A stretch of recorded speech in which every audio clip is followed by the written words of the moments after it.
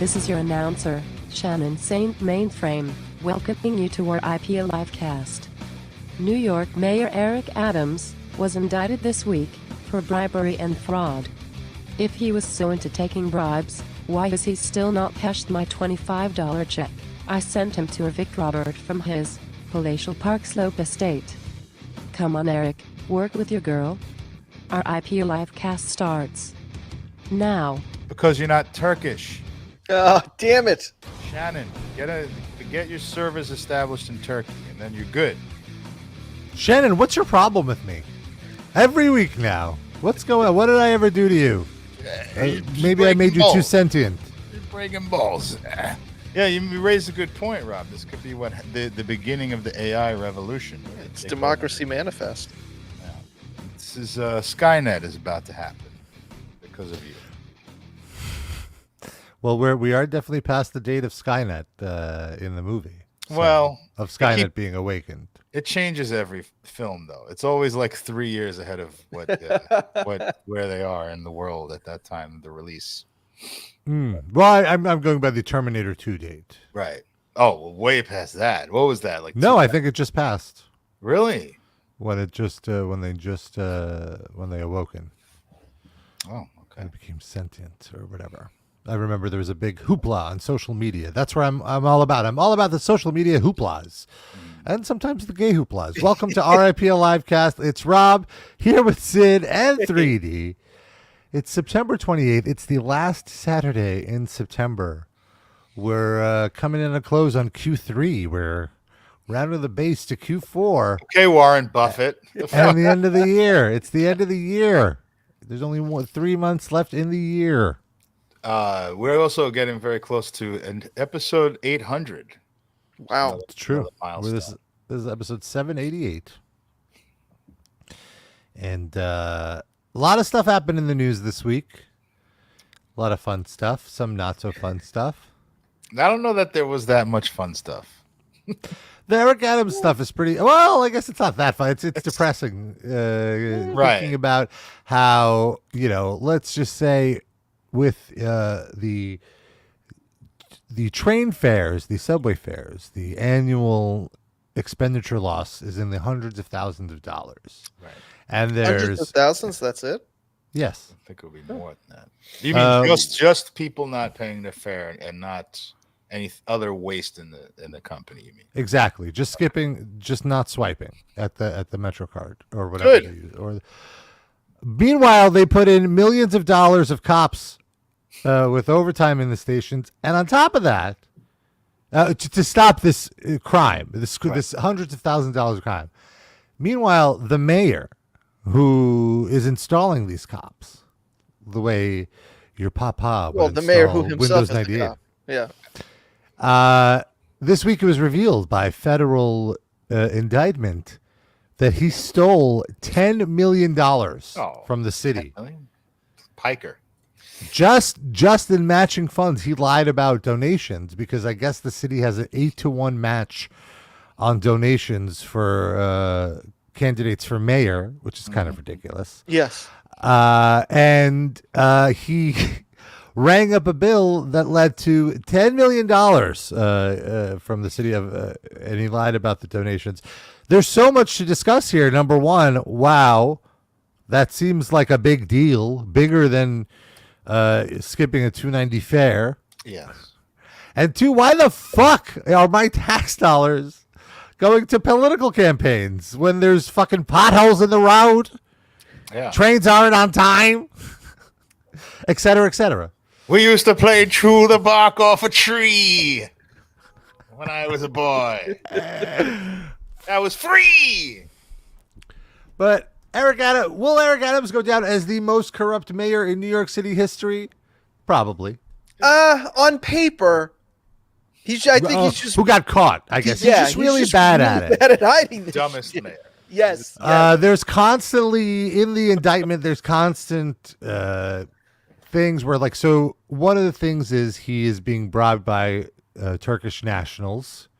I'm guessing to allow them to build real estate, as opposed to American nationals who bribe him, which that's okay. Any Washington National? Ryan Zimmerman? Throw him a couple The of the Washington Nationalists are not involved in this. But I guess there was interactions between him and a Turkish national, and the Turkish national. There's a text exchange where the Turkish national says, "Just make sure to delete these messages after we're done." And he responds, "I always do." Yeah. You would think a cop, a former cop, would know that you have to go through greater lengths than just swiping and deleting on your iPhone. Well, he was a cop before iPhones were a thing. He doesn't know the newfangled technology. He's out of the game.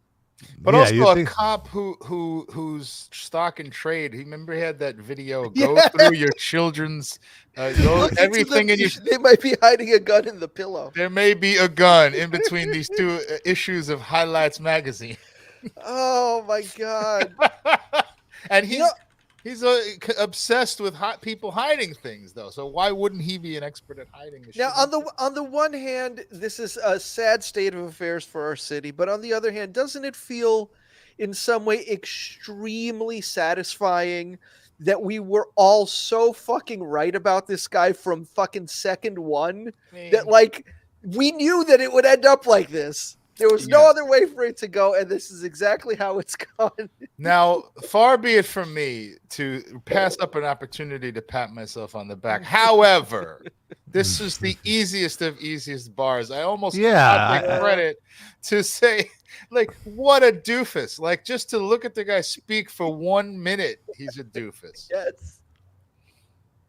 And this is the best I've always said, anytime I hear him give a speech, it looks like he had just finished smoking a blunt. He sounds permanently stoned.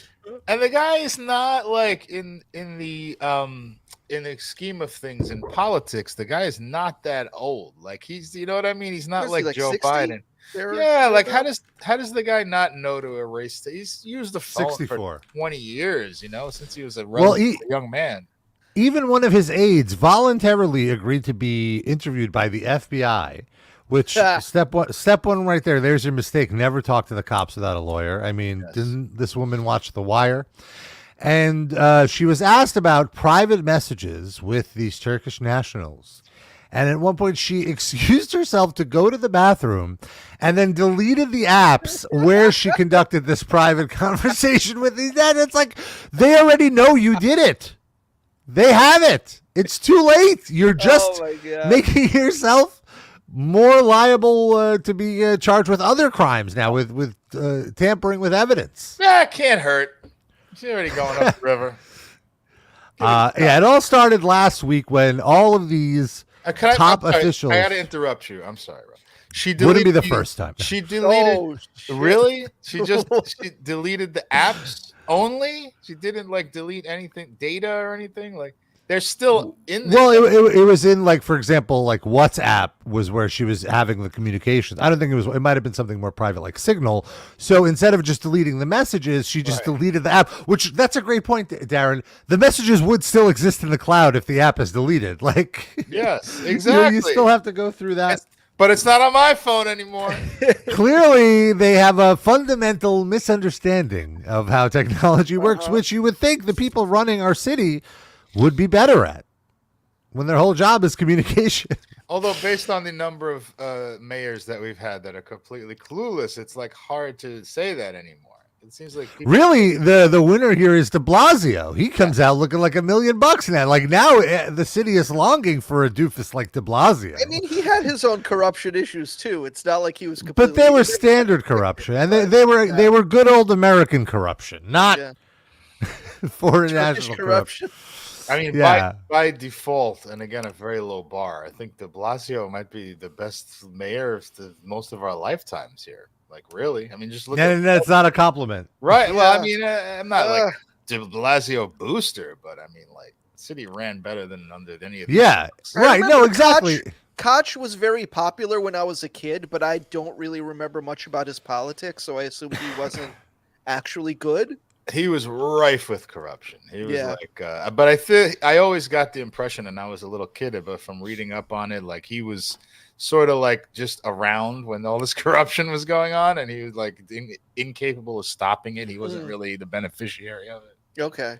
Yeah, he was too busy at the social clubs with other gentlemen. He was at the Friars getting a Club massage with the pastrami. He's a perfect mix of like the NYC gay culture and old man Sunshine Boys Jewish culture. Yeah. What you want? I should get a back rub at the baths at the spa, the male's Korean spa. How am I doing? Well, back then it was the West Side Baths and the East Side Baths, two notorious Manhattan saunas. I mean, they were owned by the obvious beef. They were owned by the same person. There was no. It was just one. One was on the. One was in Lower Manhattan. One was in Upper Manhattan. That's the difference between. He turns to the guy. He's giving a hand job. How am I doing? How am I doing? That was his catchphrase. How am I doing? Yeah. Don't put my cock near the steam. It's like corned beef. It'll go bad. Oh, it's oh, too far. But so it started last week when all of these top officials, one after the other, started resigning, or some of them got arrested, even. And even like the top FDNY commissioner, which like the firefighters, in terms of, first line of defense, I feel like universally loved. Yeah. So for there to be corruption in the fire department, that's crazy. What does the corruption consist of? Like, wasn't it like just letting people slide on inspections and shit? Ah, I see. Okay. And then they that makes sense. And it wasn't the fire commissioner. She resigned earlier, but I don't think she actually had any issues. It was like guys under her. Oh, okay. Well, the police. It was the police commissioner that got caught, right? Yeah, which is pretty great. The head of the cops is breaking the rules. Shocker in New York. Well, I don't know if it was him or his brother that was like using his name as like a way to like get money and kickbacks from other people, saying he could hook them up with stuff through his brother. But either way, he was connected to it in some way. So I want to dispute something in the chat. Dusty Roots Muffler says Rob has been with so many old men. His ass is called the Friars Club. First of all, Dusty, it's been well established that my ass is closed off and I am the top. And number two, I'm not really into the older men. I prefer a younger gentleman. What about a real, like a 65-year-old, but just in great shape, and he's very twinkish? So like RFK Jr. Well, he's not. He's built. No, he doesn't do it for me. Well, don't. Well, you picked RFK, but like who's an in shape, like retirement age twink? What I would say is this: it would depend on how long since I've had sex, because then if I really need to get blown or whatever, and I'm in the steam room and it's hot, I can't really see the person. It's more of a it's more of an idea than a visual. Sure, go for it. I've definitely been in that situation. Okay. Let's put it that way. John Waters. Not John Waters. No. Would he be a twink, taking away the oldness of his life? I don't know. Like a young John Waters. Well, the whole point of a twink is to be young. The young you have. That's the first criteria. But I mean, the build is also a thing. Well, just scrawny. Yeah. Really? I thought it was like lean and athletic. Nice. No, I'm saying John Waters is scrawny. Oh, I'm as sorry. opposed to as opposed to lean and athletic. So, Rob, would it be a turnoff to you if you're getting head and you start caressing the gentleman's head and you move your hand down and you feel a hearing aid? That would be a turnoff for you. Again, it depends on how long it's been since I've. Your hand just gets like mired in Bengay or whatever. I could move past. I could work past it just to get through it, just to finish off, and then regret it. Why would you regret it? What's the whatever? Ages. Giving some joy to an old man. Anyway, Eric Adams. What about my joy? So Eric. So all these people, and now joy is shooting into the back of his throat. Well, let's hope. Throats to throats. That's an episode title. Throats to throat. So there are calls for Adams to resign now. Yes. And being the proud man that he is refusing those calls. He's rejecting the calls, I should say. And he's trying to make it like a race thing. Like, oh, they're just coming after me because I'm black. Right. How come the white mayors don't get this kind of scrutiny? Well, because they're not as bad at their corruption, I would think. But he held a press conference, and for some reason, again, what is going on with this administration? Somebody thought it would be a great idea to do it outdoors, where they could not control the environment and who is at this press conference. Yes. And as you can imagine, it was full on bedlam. Let's play a little bit let's play a little bit of this.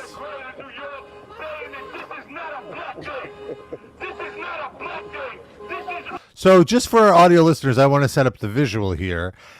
The shot is of Eric Adams and what I assume are black leaders from the community. Yes. Standing against a podium, ready to speak, being drowned out by hecklers with a megaphone, and I guess a car that car alarm is off.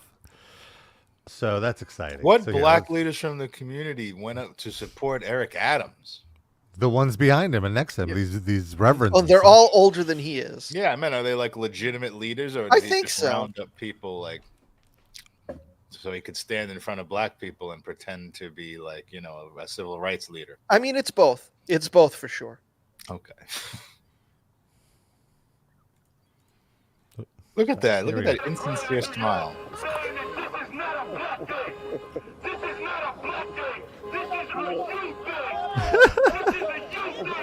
I like the one extremely old guy standing next to Eric Adams who's making a face that says, "Is everyone hearing that? Is that in my head? Yeah. Is there an actual man screaming? Where am I? What's going on?" Yeah, that man looks like 100 years old. Yeah. Rob, don't make fun of civil rights leaders, please. I'm not going to. I'm not. I'm just saying he looks like he would rather be somewhere else, probably, I would say.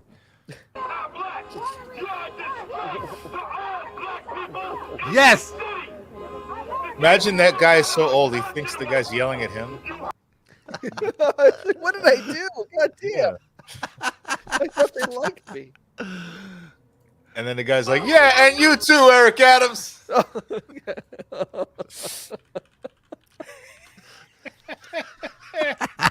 I love the fact that like no one is really even reacting like they're that offended. Like everyone's like, "Yeah, fair points. Yeah, no, he's right. We'll hear you out." We don't really want to be here either. Yeah. Just okay.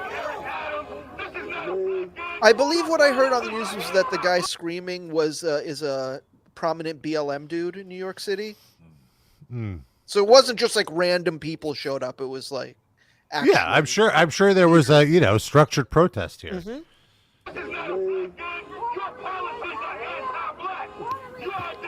Very good rhetorical skills.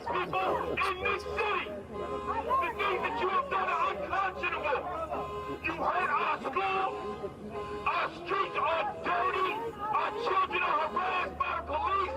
This is ridiculous. This is ridiculous. You can shush me all you want, but the people are with us. And this is not a black day. This is a justice day.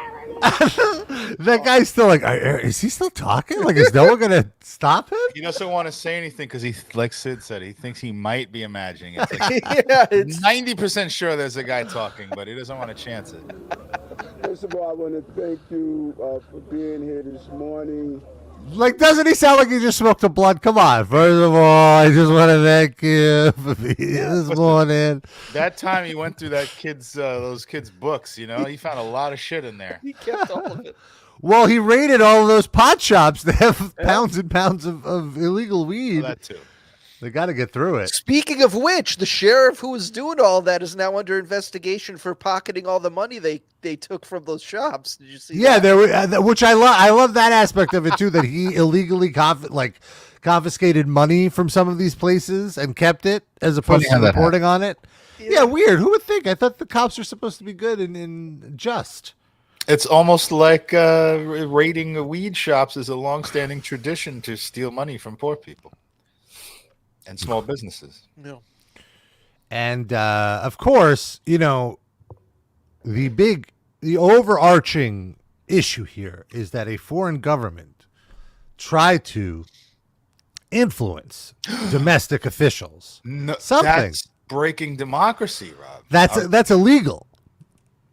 Now, imagine that would happen in politics. Now, believe it or not, there's one group of people that are standing with Eric Adams, and they are supporters of Israel.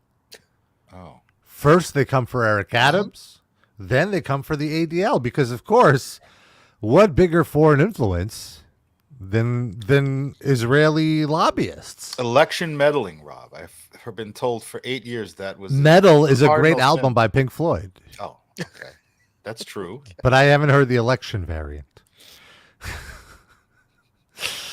I just thought that was very funny that they immediately start thinking about, wait a minute, if he's getting arrested for this, think about. Don't worry, guys, you'll be all right. Yeah, I think they'll be fine. They'll be fine. No one's coming.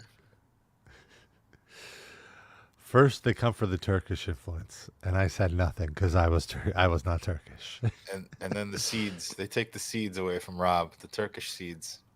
Well, look, I got to tell you, that always anytime there's some conflict in Israel, my seed connect dries up.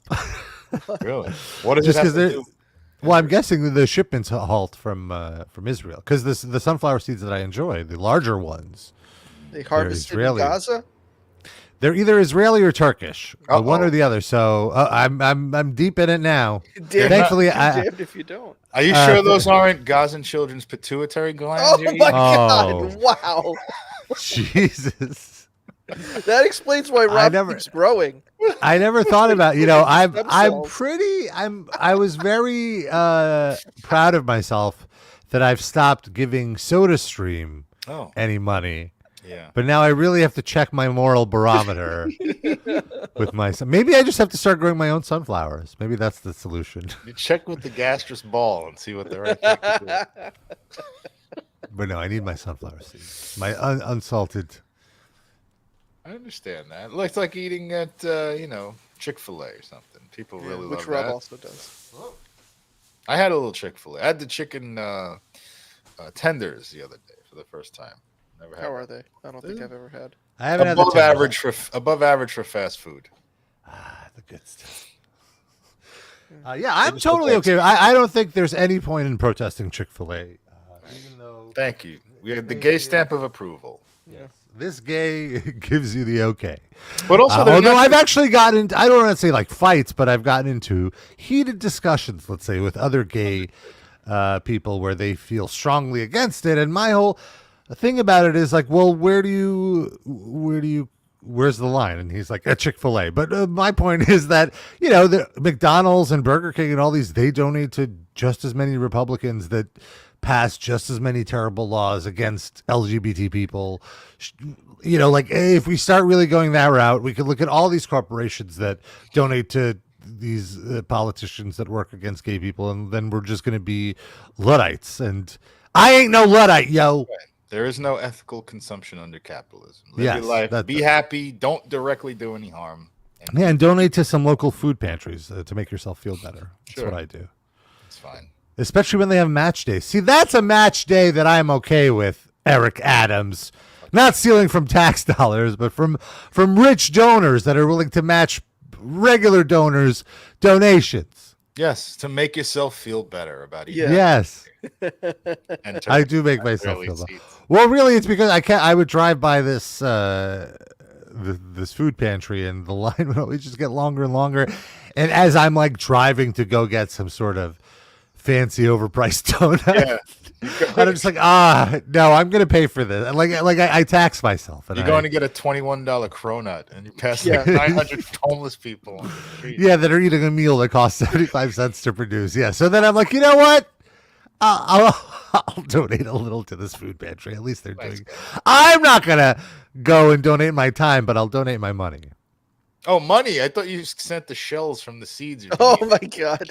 I can eat that. That's fine. No, stop it. Grind it up into a broth. Got a whole floor of them here. No.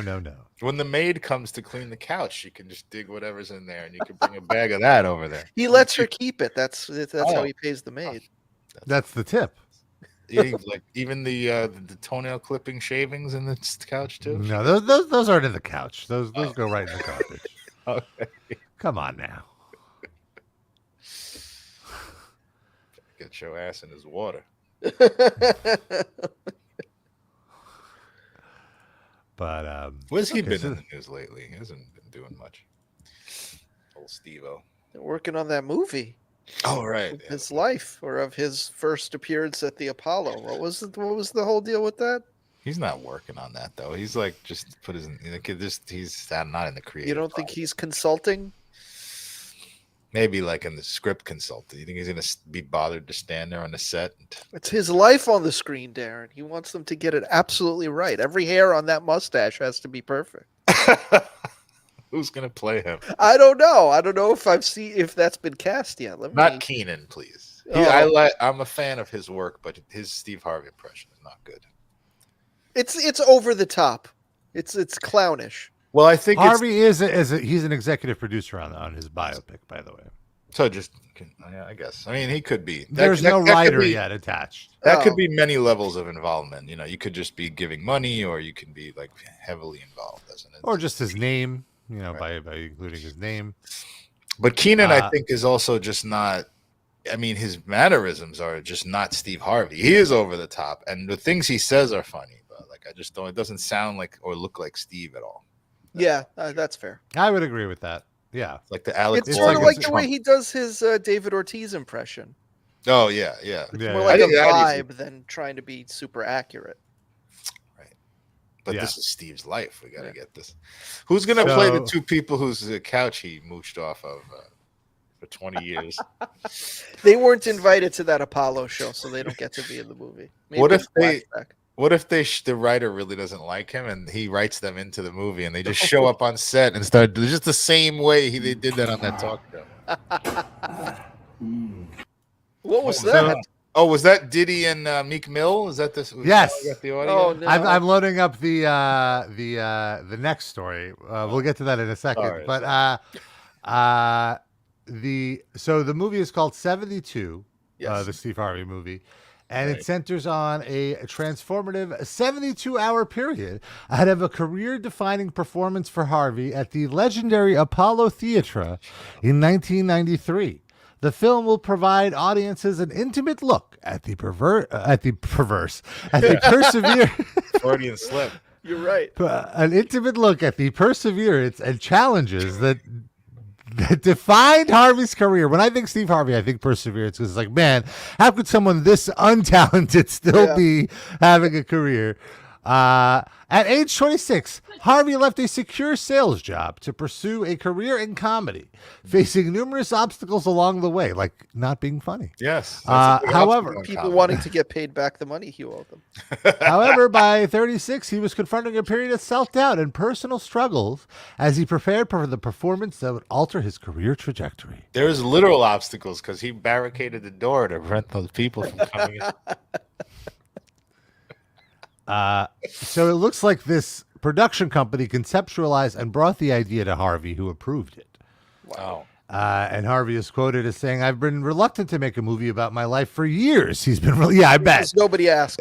Right, and nobody gave him any money. Until I read the pitch for 72. It focuses on one of the most difficult moments in my journey and career, and it shows the world that hope is never truly lost. Wait until you see what we do with this. And the 72 has multiple meanings because that's his IQ as well as the hours.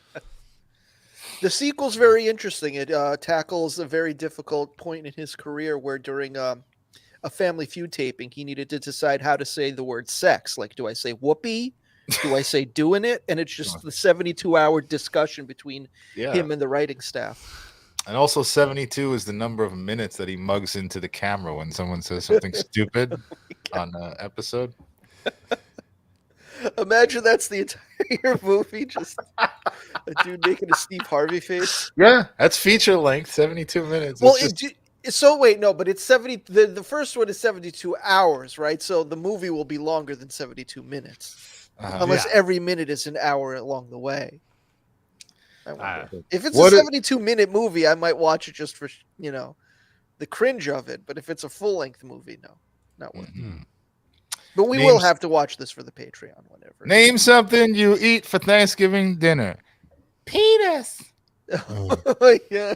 And then just this for like his brain an hour leaks and a out the half. side of his head. Jesus Christ. They've been uploading Family Feud bits to Celebrity Family Feuds to YouTube. They're not bad. It's fine. I tried to watch an episode. I couldn't get through more than 5 minutes. I had to turn it off. It's his mugging. The idea of it is a classic, thing, but it's just he ruins the show. He's the worst host of that show. He's definitely the worst part of it. Yeah, Louis Anderson was fine. Louis Anderson did not make it about him. None of these. Well, Richard Dawson made it about him, but he was entertaining. And all the rest of them just let the game play out, which is the fun part of it. Yeah. And so update on Diddy. Oh. He's still being held, and there's still lots of homophobic stuff on Twitter. Now, apparently, I'm seeing on Twitter, if you've ever taken a photo with Diddy, you're complicit. Oh. Which is so silly. Like, there's like a photo of Aretha Franklin at one of his parties, and it's all right, I don't think Aretha Franklin went to the freak off. I think there's a difference between the public persona of Diddy and then the private persona of Diddy. You know what I mean? Like, he's not drugging Aretha Franklin.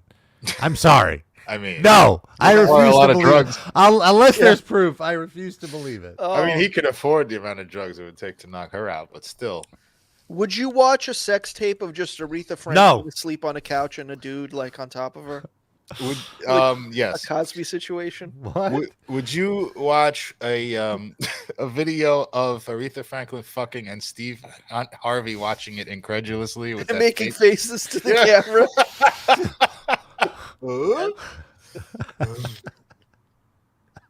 That I would watch. That's fair. That's great. The big question. Said, you're crushing him. Sorry. The big question, of course, coming out of this Diddy controversy is, what did he need 1,000 bottles of lube and baby oil for? I think that's the big question that we want, because that's the one that TMZ followed up with his lawyer about, which I love.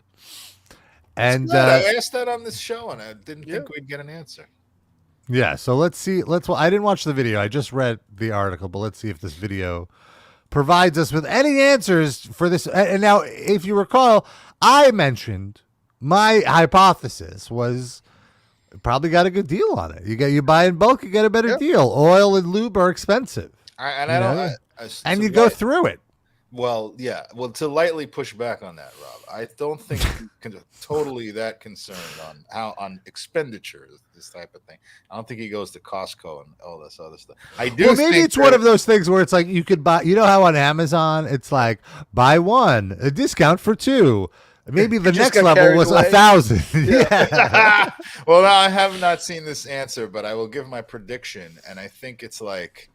Well, actually, his lawyer might not say this, but I think it's about like it to be impressive. You go to the lube thing, and there's 9,000 lubes there.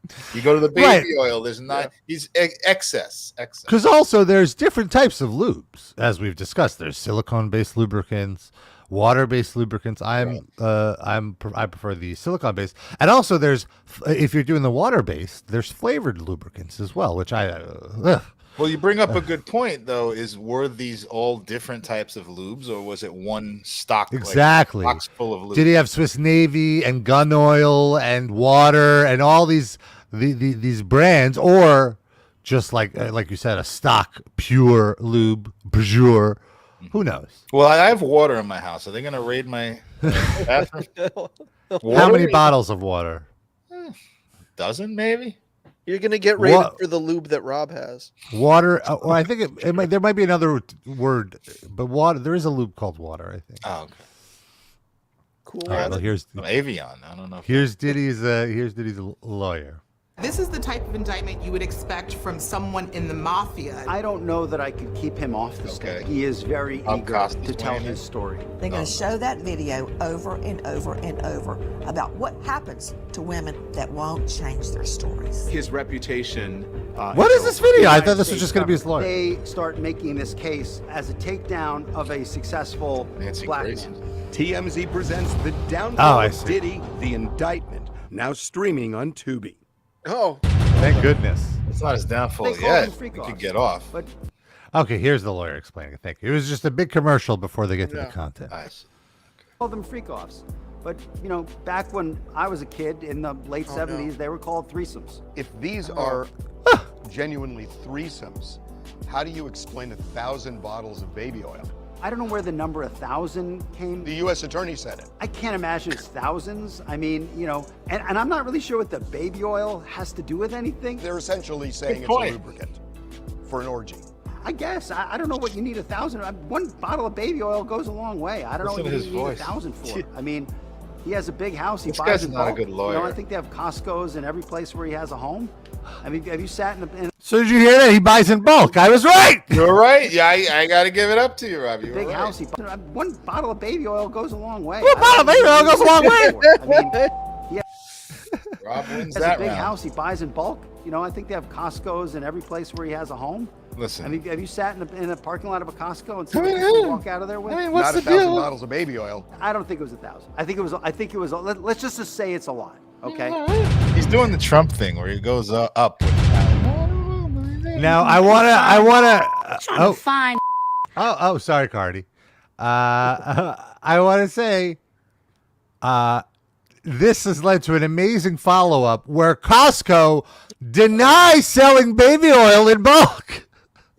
Good for them. That's the one they don't sell in bulk. That's where they draw the line. That's what they say. I'm trying to find the direct quote from Costco here. This was originally reported in the Daily Beast. Costco, the wholesale chain, is denying it sells the product. The baby oil discourse began last week. TMZ reports that Costco says it doesn't even stock baby oil at any of its U.S. warehouses. Well, it's probably a BJ's then. Yeah. Makes more sense. Yeah, it does. Yeah, sure does. This guy, that was not a good performance. I mean, maybe a very good lawyer, I'm sure, if he's on retainer to such powerful people. But there's a very simple answer to that question. Is baby oil illegal in some way? Yeah, Harvey? what is it? You jackal, you vulture? Well, hold on. Exactly. Even if it is 1,000 bottles of baby oil, what does that mean? What are you saying? Is he drowning these people in baby oil? Like, no. What does it matter? Part of this. What is illegal about? Maybe he has dry skin.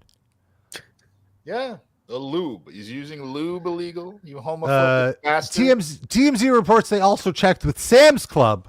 Oh my God. Alas, they are not in the baby oil business either. But not BJ's. Perhaps BJ's the rapper over there shop. doing that monkey meme like this. There's the Post interviewed Diddy's lawyer, and this time he was actually right down the block from me at the federal prison. Oh. And you heckled outside, telling him I was heckling like, "You are a disgrace to the black community. You have done nothing. You are a disgrace to the baby oil community. Yeah, that's what you're heckling. You have disgraced all lube users. Anal will never be the same again because of you." Let's hear what Diddy's lawyer said to the Post here. Adults do. I've been with him since 8 o'clock this morning, and it's about almost 3 o'clock now. He's just laser focused. He's engaged. He's helpful. He's confident. You know, we're going through our defense as we do every day, and his spirits are relatively good. How do you? This is a lube thing.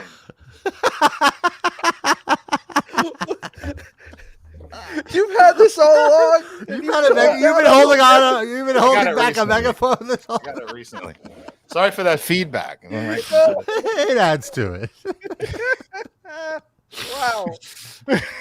I got this for a sports gig. What do you need for? I was doing a volleyball gig at this very party type volleyball facility, and they blast fucking music and reggaeton and all this other stuff. And I have to give instructions and call out scores and do things, and they can't fucking hear me. So I just stood there with this thing. And now you could be Jimmy Hart for Halloween. Yeah. Woohoo, get him, baby. Shifty Shortcake, RIP this week is for 3D's neighbors. Yeah, that's true. The lube. There's no lube in my apartment. Everybody, go away. Go away. When the Shabbos van drives by every Friday, you could like shout back at them now. Hey, shut the fuck up. It's not Purim yet. Fuck you. Eat shit. I might try that. That's good. That's great. That's great. Wow. I gotta remember to point that away from the mic. Yahweh says, "Shut the fuck up." So you gotta tell that. Wow. We have fun here, folks, don't we? Me too. A lot of fun, don't we, folks? But now more and more into Trump every day.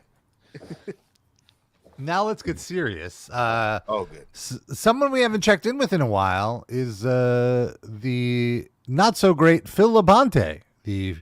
Not only is he the frontman of All That Remains, he's now a burgeoning right-wing talking head. No, it's nice. He's apparently been working on provocateur Tim Pool's podcast. That's He's like interesting word for him.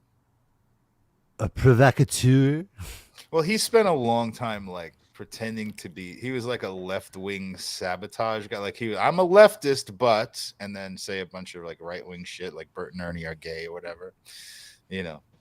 But they are gay. Well, I'm sorry. Bert and Ernie are ruining our children's lives by being gay or whatever. Oh, okay, that's fair. So he, I guess, does production for him, and he's like one of his third or fourth mics, let's say, on that show. And he's just popping up on right-wing media all the time. It's so funny. There's this girl who's a comedian. I'm not going to say her name. And the way I know her is... She used to be on our podcast. No. Her name is Noah. Stop it. She was friends with my girlfriend from college. So tells you how long ago I knew her. And also we like we would always like goof around and we'd have fun bits together. And I watch her now. I'm like, what happened to you? Like, who are you? You know, she just hopped on the gravy. I remember actually running into her like a decade ago in Williamsburg. And she was trying to get her comedy career off the ground. And clearly she found her lane. Yeah, this is the lane that she took. This is the comedian that girl knew, or this is that girl? I lost the train there.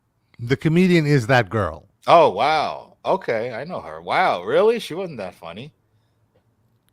Wait, who do you know? No, this is not the girl Rob dated. This is a friend of the girl. Friend, right? I know the friend too. I'm talking about. Oh, okay. I'm not she sure. Had glasses, right? Oh, we're talking about a different person. Might be a different person. We'll talk off air. Okay. But anyway, initial. Aaron, who are you thinking? Regardless, it's just fun. He appeared on her podcast, and they were like, okay, they were riffing on Phil Labonte did. Phil Labonte did, yes, and like their riffs about liberals. I was just like, my God, this is pathetic. You guys are in such a little cave of idiocy. Like, just be funny at least. You know, I love jokes. I will look. You know, if a joke is funny, I will give the credit to the joke, even if the target of the joke is undeserving. We have shared Babylon. When they do one funny thing in like 10 years, we share. Yeah, I can appreciate of what they were saying on this podcast. That was like hackish. Like they were. Oh yeah, they were just. He was saying how he's from New Hampshire, and she was talking about that's funny. How there's like, oh, so you're constantly dealing with like blue-haired baristas, yeah, you know, like I don't know. Well, he was saying no. Yeah. Anyway, so now he's now expanded into editorial writing because awesome. Somebody I've finally now told found him how to read. Taught him. Credit to Toilet of Hell. This is another website that alerted me. Huh? Toilet with a V. With a V. Yeah. Yes. That alerted me of this op-ed that he wrote. Why society is failing men and boys. Oh. Not enough lube. It's Diddy's fault. The subtitle is "We're in danger of losing a whole generation of men and the families they'd help build." There won't be any families now after this generation. Oh, we could Families are listen to this extremely article. overrated. I think it's just some jerk off reads the article, though. Yeah, it's like an AI thing. But yeah, let's do that then. That way I don't. Why have to read society is failing men and boys. Every day, men and boys drop out of school or work or society. They get lost in distractions, chase comfort, and lose the sense of purpose that used to drive men to live with meaning. Every day, we see more grown men and young boys dropping out of school, dropping out of work, and choosing to drop out of society entirely. They're getting lost in distractions, chasing comfort, and losing the This sense is so of weird purpose because that this used is to drive. not what's written on the page. Maybe they just an excerpt is on the page. It just sounds like a repeat of it sounds like the same sentence twice in a row. Yeah. Do you Why want don't to you just just read what's on the page, Rob? Every day we see more grown men and young boys dropping out of school, dropping out of work, and choosing to drop out of society entirely. They're getting lost in distractions, chasing comfort, and losing the sense of purpose that used to drive men to live with meaning and ambition, like my meaning to travel around VFW halls in a van. Yeah. Yeah, where's your family, Phil, by the way? doesn't Oh, have that's one? right. Your wife left you. Oh. But No, sorry. if he prevents young men and boys from dropping out of society, where's his fan base going to be? Yeah, That's what- exactly. When they drop out, they land at a fucking All That Remains show. Yeah, this is like Judas Priest telling their audience to kill themselves with messages. We need to turn this around, he exclaims. In 1998, I started the heavy metal band All That Remains, and in the past 25 years, I performed for hundreds of thousands of people worldwide. Total. Most of them. Yeah. Most of them are young men. I've had countless conversations with them, and often their stories are devastating. I hear about addiction, depression, and feeling that there is no hope. Some of them tell me that my music helped them fight a little light in the darkness. But while I'm glad I could be that for some, the fact that so many feel this way is a massive problem. The foundation of any strong society is built on family, faith, and community. And without strong male figures and role models, these foundations start to crack. Where is your family? How come you haven't reproduced, Phil? Oh, I don't understand if this is such a big issue. do as I say, not as I do. Yeah.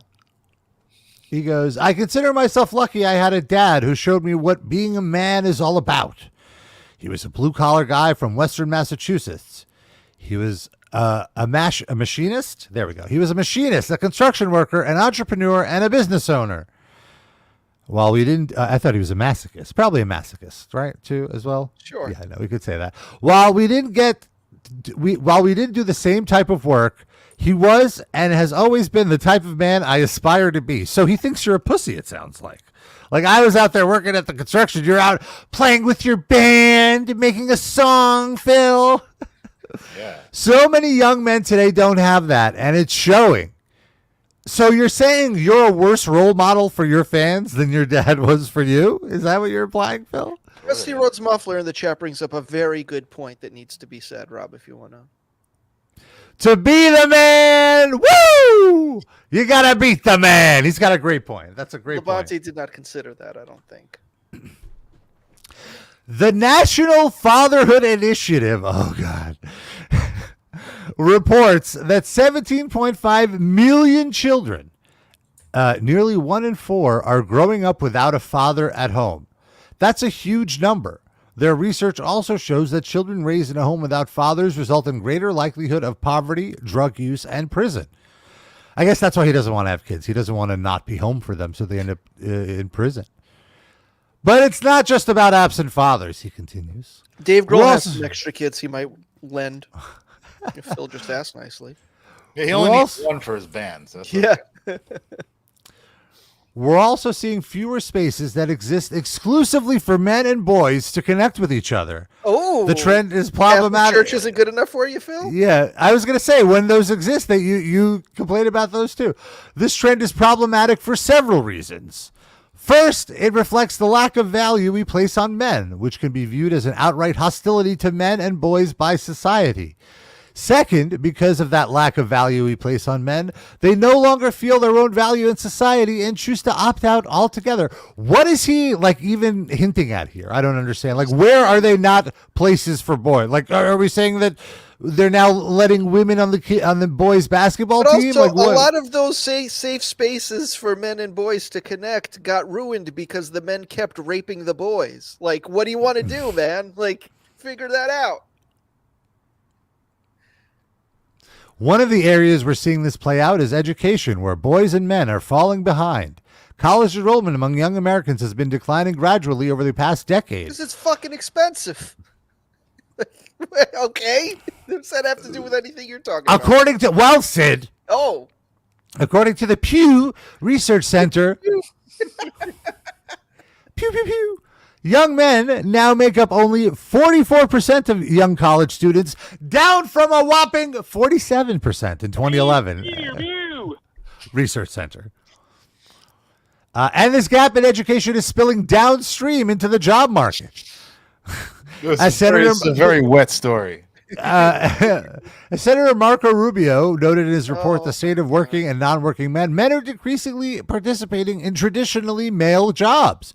Rubio notes in 1985, the median male wage was sufficient to provide comprehensive health insurance, reliable transportation, good housing, a healthy... The same man in 2022 could work the whole year to pay for middle-class essentials and still come up 10 weeks short. What does that have to do? Doesn't that have to do more with, society not paying jobs? He's correctly identifying problems, but not correctly identifying the cause of the problem. Yeah. It's not just about money either. Oh, my God. And now there's a whole thing about men die by suicide and drug use. Okay, so what's the solution? He's not just not identifying the source of he's not identifying any cause of the problem. Like, he's not even identifying a wrong cause of the problem. Yeah, sure there's no cause, there's no solution. Like, he's just making a list.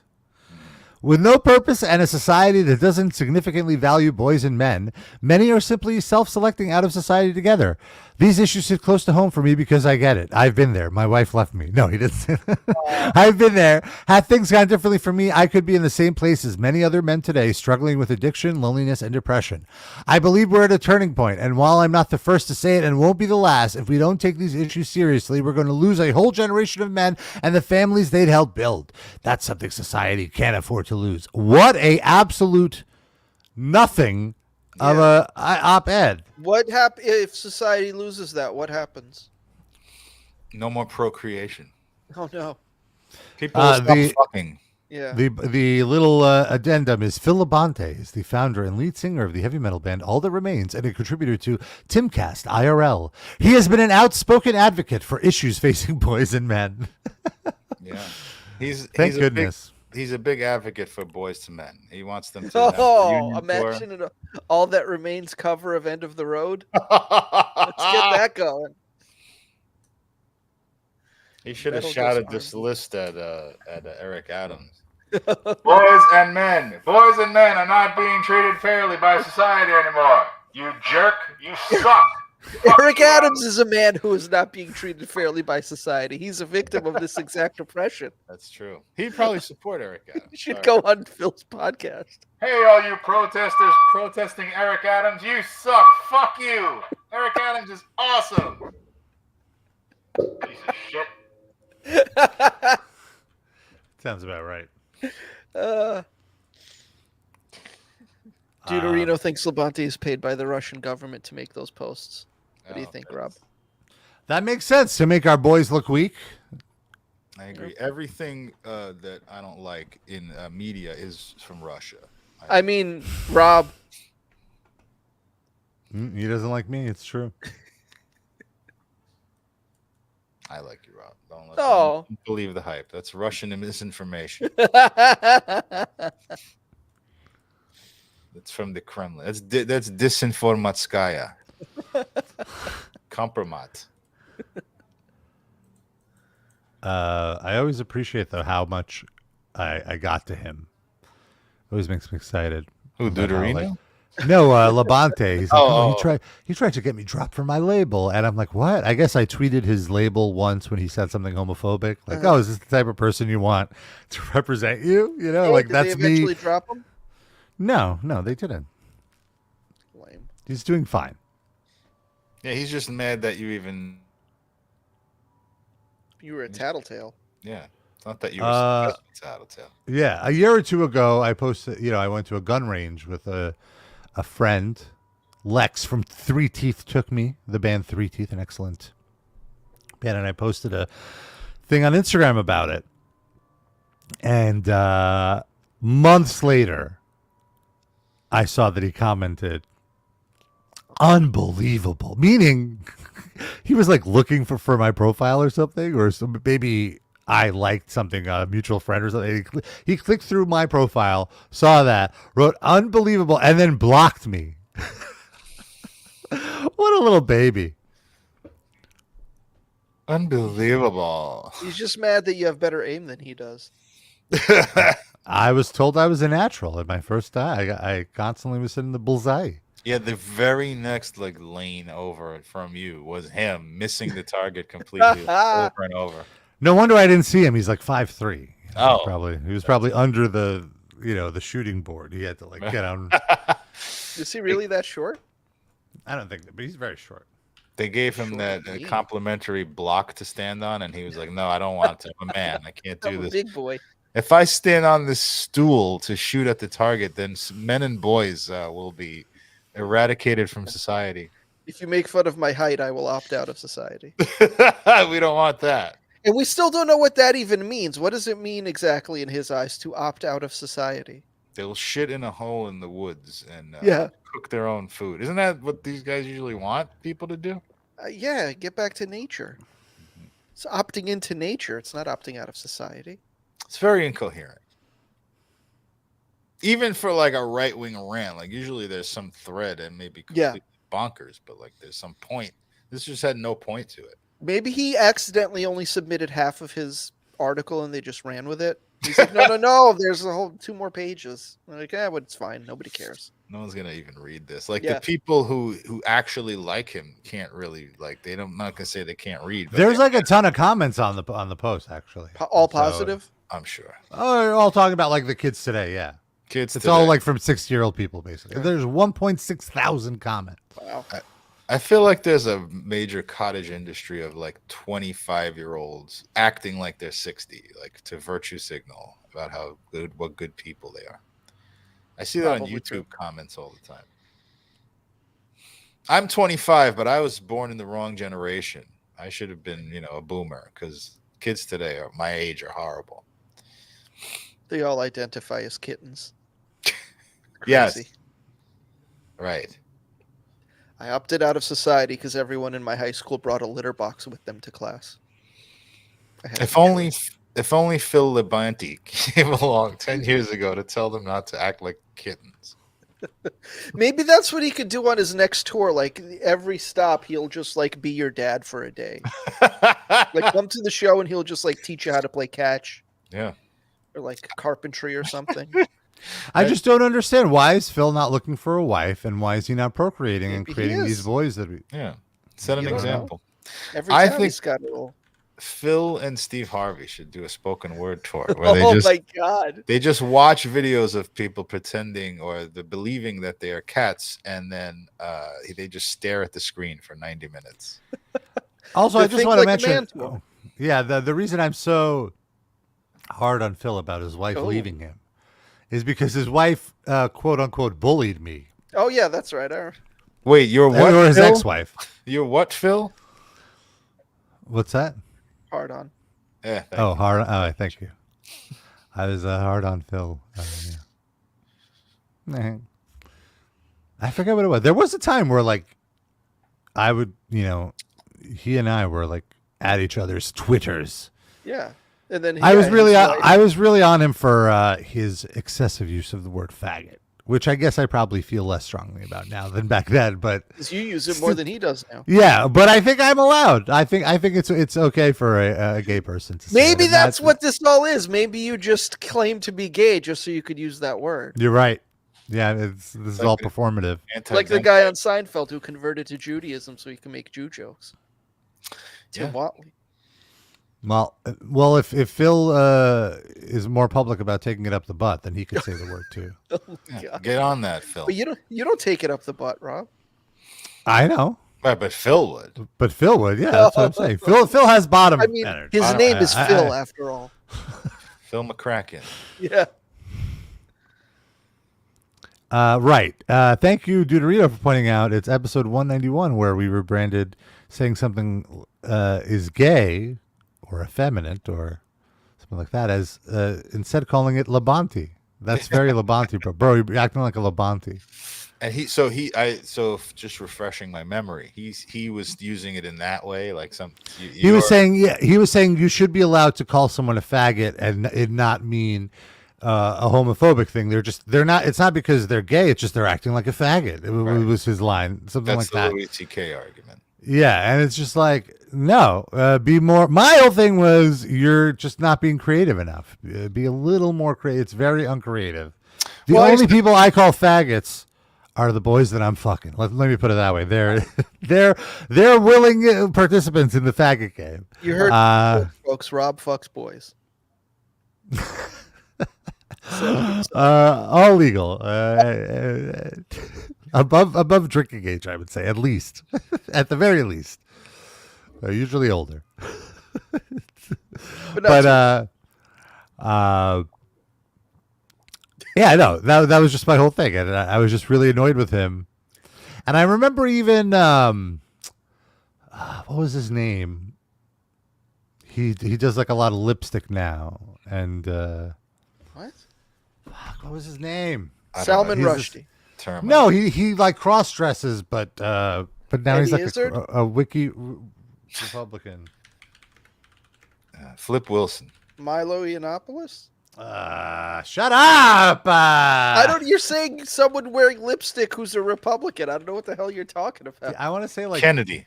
Danny was his I can't Danny? remember. Goodbye to the people who hated on me. Jeffree Star, that was it. Jeffree Star was I remember Jeffree Star. Jeffree Star was like, he was like, I can't be a homophobe. One of my best friends is Jeffree Star, and we say faggot all the time.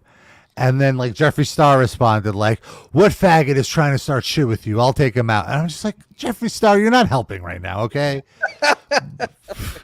But it's okay because Jeffree Star has been like, now he's like basically canceled for being a Me Too. There's definitely some of that, and also just like a lot of wacky California right-wing ideas about certain political topics.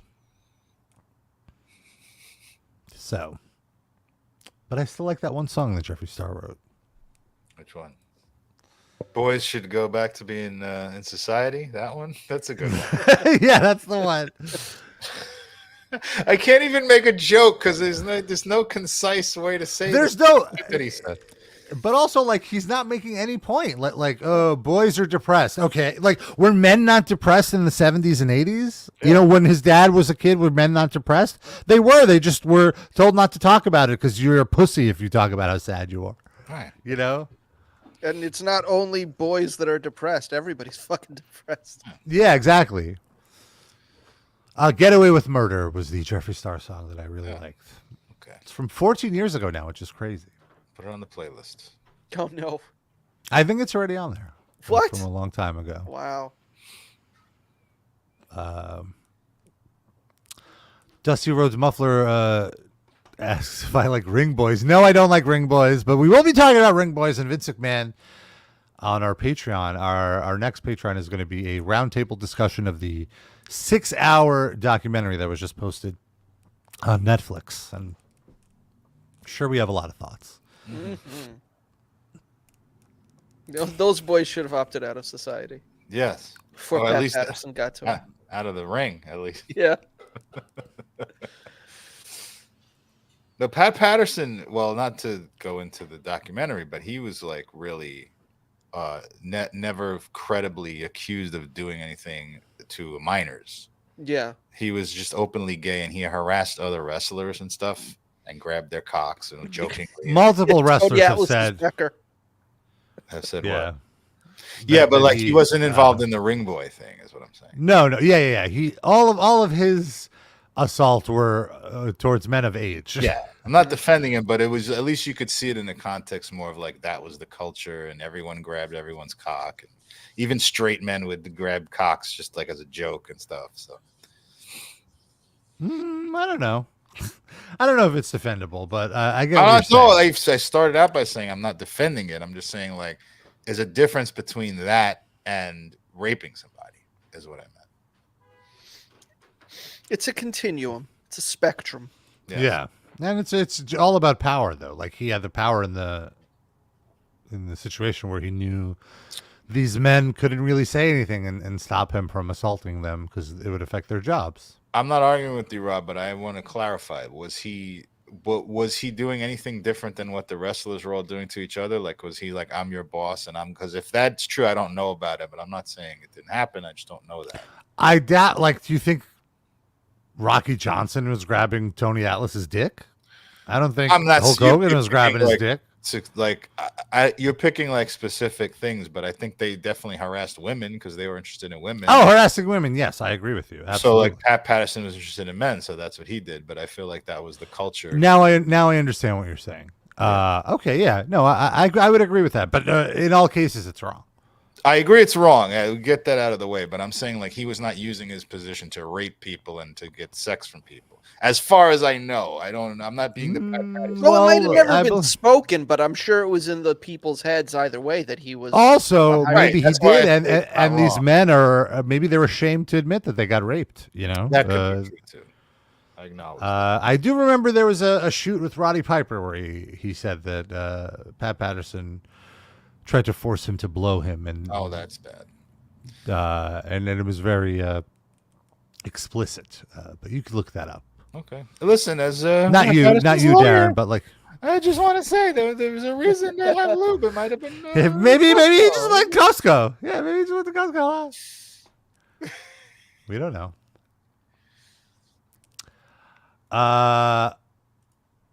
New favorite feud alert.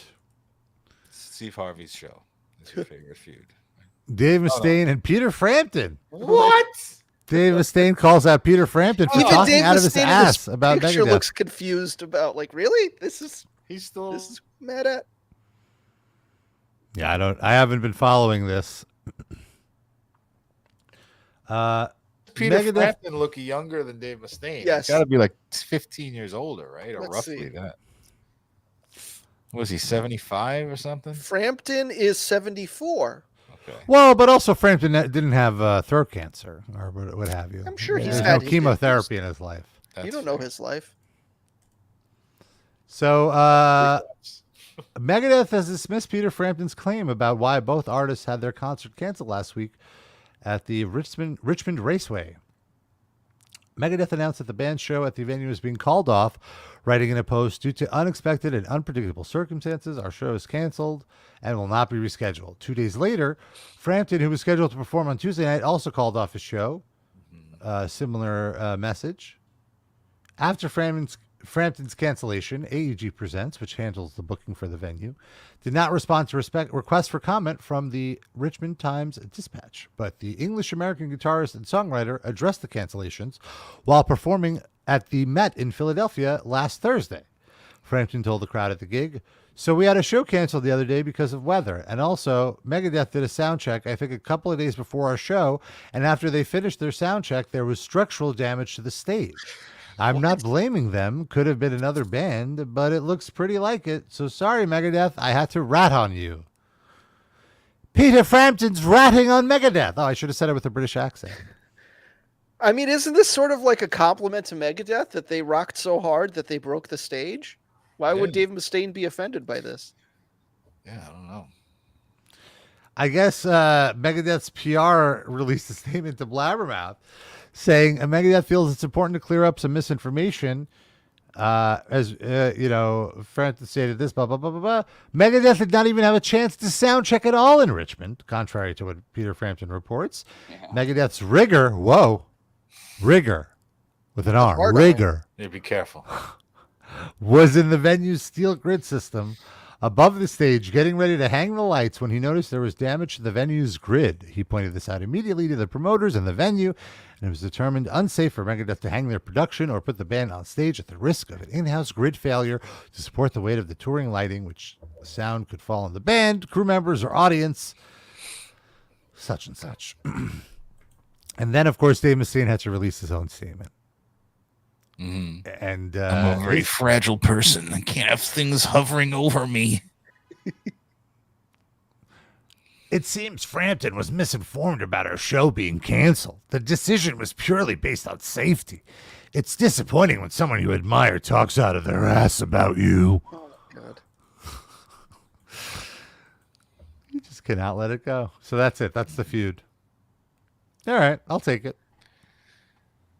Frampton comes alive. Barely. Get it? Because he's old. Yeah, I don't know why Dave needed to get all cranky with it, like the talking out of the ass. Like, just be like, that's actually not true. There's some miscommunication. All good. Would have sufficed. Well, you're asking a lot from a guy like that just to complain about everything. I'm surprised. My voice got a nice rest because we haven't been talking about Dave for a while. Oh, I mean, he's been in the news. There's just been bigger fish to fry. And really, it's just not multiple Mustaine stories. Yeah, but there's nothing like that. No. That juicy. I think that's why. It's sad. Was the girl like Deuterino suggests in the chat? Is that the issue? Girl. There was nothing juicy except for Peter Frampton's colostomy bag. Oh my God. Maybe that's why the grid broke, because they were hanging 1,000 bottles of lube. Yeah. For the freak off. Oh, man, I knew it. I wish I knew this at the time I tweeted that. It would totally said something. Jerk. Who do you think is more likely to have been invited to a freak off, Peter Frampton or Dave Mustaine? Dave. You think? Yeah. Yeah, I think he's just slightly, a lot more relevant, even though he's not that relevant. He might have crossed paths. And I think he's freaky. Is that right? I don't know. I think he likes the vagina. He's a family man, though. I'm sure he likes at home. Oh, you heard some things? You heard things? I haven't heard anything. I'm not saying I heard anything. Okay. Perhaps heard something. Save it for the Patreon, I guess. Yeah. Eventually, we have to do a Patreon where it's just you revealing all the industry secrets you've picked up over the last 20 years. That's for my memoir. We can raise the tier list, though. Just make that like 100. That one episode. Yes. But what if it leaks? Well, all right. Dave Mustaine leaked. He should have kept it in his pants. That's fair. I'm tired of all these men and boys leaving society and starting podcasts and talking about how I like vagina. Fuck you. Eat shit. Fuck you.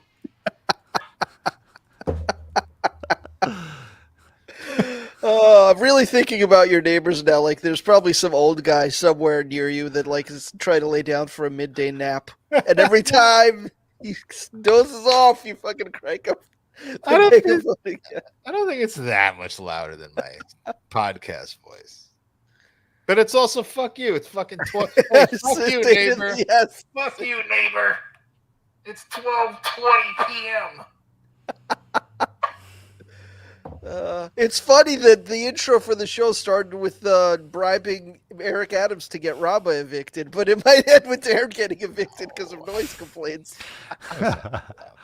Oh, noise complaints at what? At noon on a Saturday? Get out of here. And for like 8 seconds at a time, too. It's not like I'm having a freak off in here.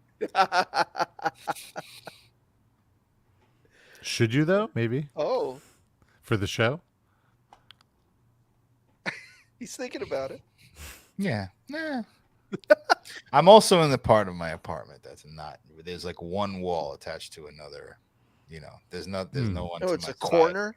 Yeah, it's a corner of the building. I mean, I'm up and down, but it's fine. Okay.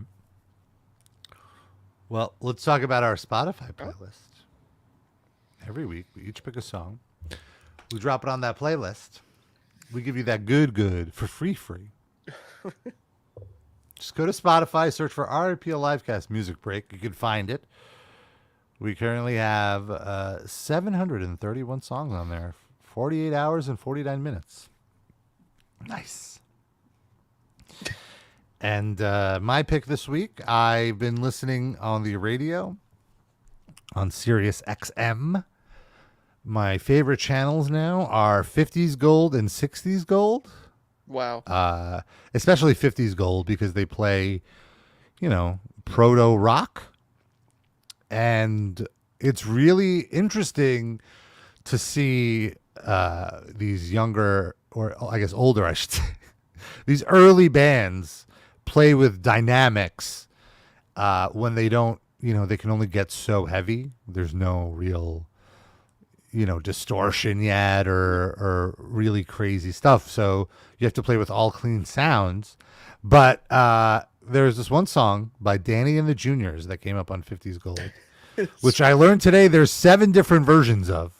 Yeah, only one of them is playable on. Yeah, I couldn't even find the one that I heard on the radio until I did eventually find it. But the song is called Rock and Roll is Here to Stay. And it's really fun. It's like a really fun bop. You're like, rock and roll is here to stay. But then like I'm listening to it and I'm like, this is heavy. This is, or maybe I guess with a more proper term, would be, this is hard because it's not heavy, but it goes pretty hard. And all I can think about while listening to it would be so cool if a modern metalcore band did a updated speedy version of the song. There's even a piano solo in the song that is hella rockin' and I think could translate excellently into a distorted guitar solo. So if any of you are listening and are musically so inclined, please do that for me. But check out the song. It's really fun. Danny and the Juniors, Rock and Roll is Here to Stay. I miss songs. We need more songs that just talk about rock and roll being here and not going anywhere. And I did. True. I did find it very charming that rock is so new at this time of this song that they're like, it's not going anywhere, pal. It's here to stay. This is the hot new jam. So it's fun. That was my pick. Darren, what'd you pick? I picked a song by the great British songwriter and producer Nick Lowe. I'm sure you guys know Nick Lowe, but he had that big hit. And I could debate it putting more of a B-side because that's what we like to do here. But I love his number one classic pop hit, Cruel to Be Kind. That's one of my favorite songs ever. So I just threw that on. I couldn't, again, the other day, I couldn't believe I didn't put Janelle Monáe on there. I couldn't believe I didn't have a Nick Lowe. I just checked. I didn't have a Nick Lowe song on there. So Cruel to Be Kind. He's famous for more famous for writing songs for other people, I think. That was his one big hit, but he wrote for Elvis Costello and a lot of other people. Elvis Costello is probably the closest comp if you don't know who Nick Lowe is, that kind of sort of popish rockabilly style pop, I would say. But he just had a new album out, so that put him into my mind. First album in 10 years, so which I haven't heard yet. So I'm gonna go try to listen to that. But Nick Lowe, awesome. If you don't know Nick Lowe, check out Nick Lowe. Nick Lowe, low, right? That's a different one. That's Flow Rider.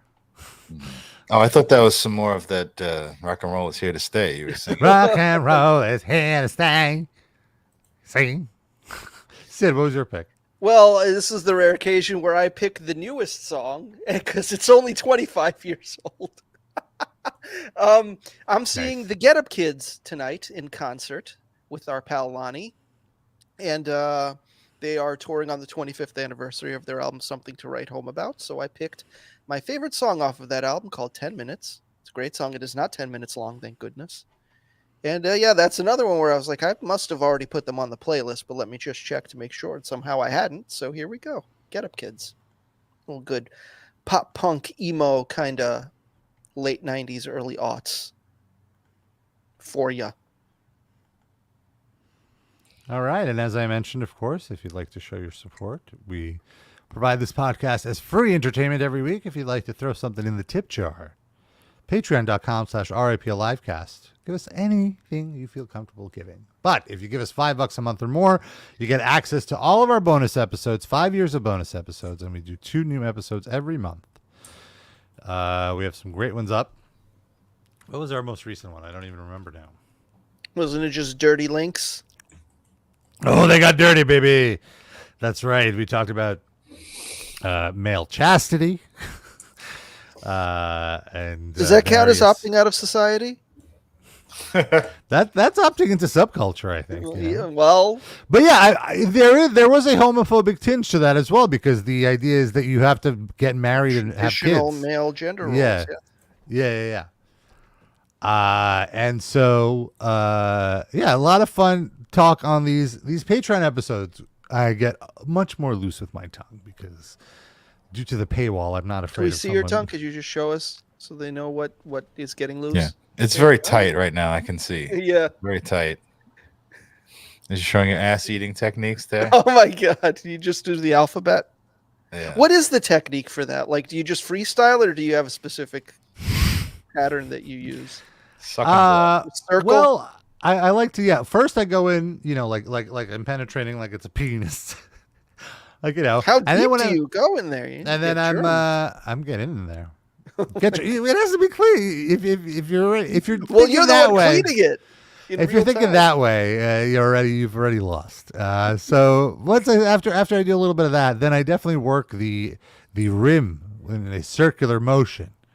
As I expand it, then I get further in with the tongue penetration. Okay. Until my penis gets selfish and says, "Enough rimming. Any it's time for me to go in." Is there any taint? Oh, of course. There's taint work. There's you gotta work the shaft as you're going. Wasn't that a Carcass album? Have you ever found like a little balled up toilet paper, like little toilet paper dingleberries? Dingles. It's rarely, but it's happened. You just do a little wiping, do a little cursory wipe. Well, the wipe is what caused the problem in the first place. Right? No, with your hand to wipe the toilet dingle. You keep a little Clorox wipe next to the bed while you're. Just in case you have to wipe that seems unhealthy. Could you please Chloride, read bleach. Dusty Rhodes Muffler's most recent comment? Rob's beatboxes a Timbaland beat on the asshole. What? Oh, I see. Rob beatboxes a Timbaland beat on the. I see. Yeah. Ooh, love to rim ya. I should put that on the playlist. That's next week. Oh my God. Ooh, love to ya. That's what Rob beatboxes while he's rimming ass. He beats that box. Beat that box. And then he bussy. Really beats it. That's the warm up to the beating.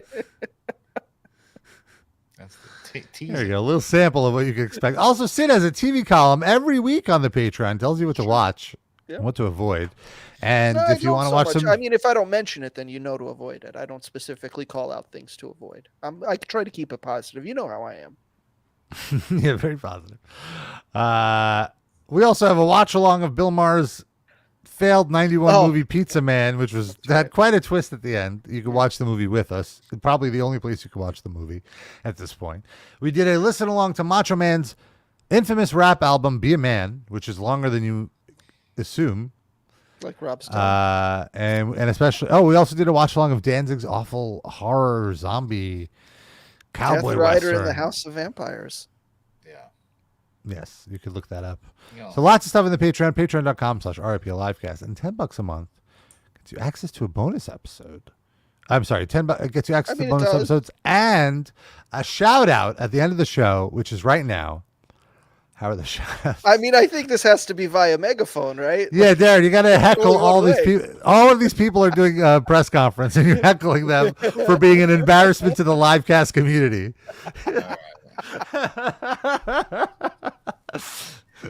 Eric and Benjamin, how dare you? How dare you prevent men and boys from achieving their place in society?